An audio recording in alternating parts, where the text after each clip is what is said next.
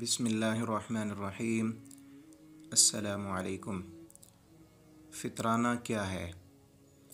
فطرانہ کے حوالے سے 5 باتیں ذہن میں رکھیں۔ فطرانہ کو صدقۃ الفطر بھی کہتے ہیں۔ یہ کیوں فرض ہے؟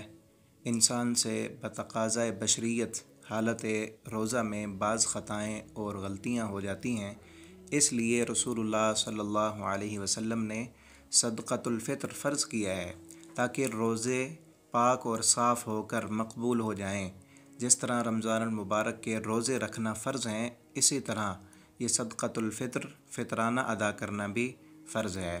دوسری بات یہ ہے کہ یہ صدقۃ الفطر فطرانہ کس پر فرض ہے؟ یہ ہر مسلمان پر، وہ چھوٹا ہو یا بڑا ہو، غلام ہو یا آزاد ہو، روزے رکھتا ہو یا نہ رکھتا ہو، یا جو لوگ کسی عذر کی وجہ سے روزہ نہیں رکھتے، ان پر بھی یہ صدقۃ الفطر فرض ہے۔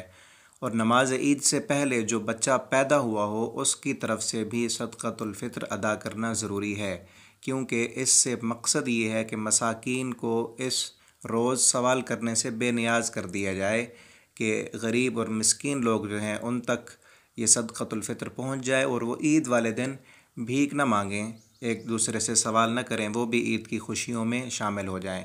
تیسری بات یہ ہے کہ یہ صدقۃ الفطر فطرانہ کس کو دینا ہے؟ حدیث میں ہے کہ لا یأکل طعامک الا التقی، کہ آپ کا کھانا متقی لوگ کھائیں۔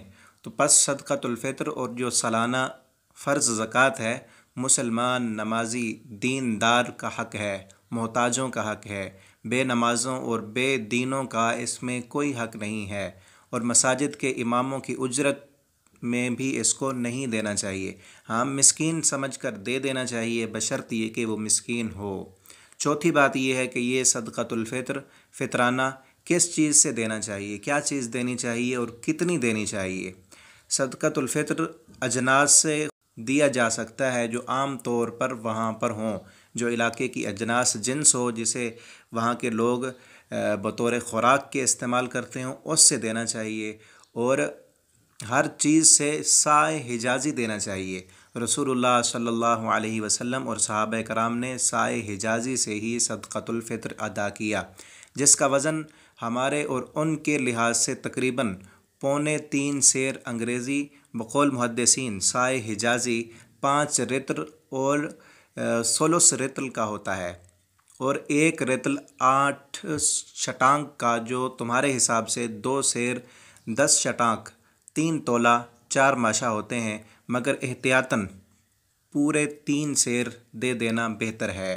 اسی طرح فطرانہ میں غلہ کی بجائے نقدی پیسے دینا بھی جائز ہیں۔ مساکین کی ضروریات کے مطابق ان کو نقدی بھی دی جا سکتی ہے۔ غلے کی صورت میں اناج کی قیمت جو آپ کے ہاں ہو اسے دیکھ لیں، گندم کی قیمت دینا چاہیں، کھجور کی قیمت دینا چاہیں، آپ کشمش کی قیمت دینا چاہیں، تو قیمتاً بھی نقدی فقراء اور مساکین کو دی جا سکتی ہے۔ 5ویں بات یہ ہے کہ صدقۃ الفطر کس وقت دینا چاہیے، کب دینا چاہیے؟ تو اس کے لیے پہلی بات تو یہ ہے کہ عید کی نماز پڑھنے سے پہلے ادا کرنا ضروری ہے۔ دوسری بات یہ ہے اگر عید کے بعد ادا کیا تو پھر صدقۃ الفطر شمار نہیں ہوگا۔ رسول اللہ صلی اللہ علیہ وسلم نے فرمایا کہ صدقۃ الفطر عید کی نماز سے پہلے ادا کرنا ہے۔ تیسری بات یہ ہے کہ عید سے 2-3 دن پہلے بھی ادا کیا جا سکتا ہے، تو بھی جائز ہے۔ حضرت عبداللہ بن عمر 2 دن پہلے ہی صدقۃ الفطر مساکین کو دے دیا کرتے تھے، صحیح البخاری میں یہ موجود ہے۔ تو ہمیں بھی چاہیے کہ ہم عید سے 2-3 دن پہلے فقراء اور مساکین کو یہ صدقۃ الفطر ادا کر دیں، تاکہ ہمارے روزے اللہ کے ہاں مقبول ہوں، ان میں جو کمی کوتاہی ہے ان کا ازالہ ہو جائے۔ والسلام علیکم ورحمۃ اللہ وبرکاتہ۔